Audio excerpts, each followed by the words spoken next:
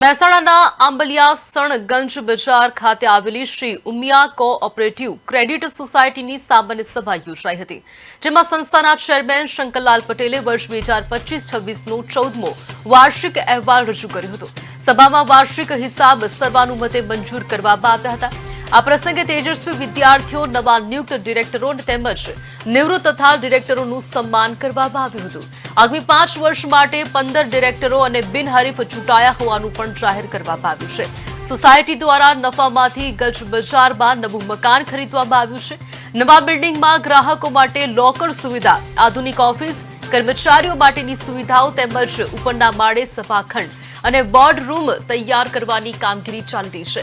ટૂંક સમયમાં સોસાયટી પોતાના નવા ભવનમાં કાર્યરત થશે।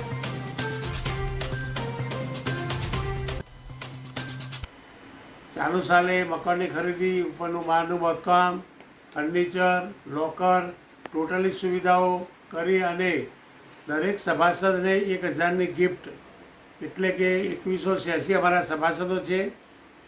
1000 રૂપિયા આપતો 21,86,000 રૂપિયા જેવો અમે ખર્ચ કરેલ છે।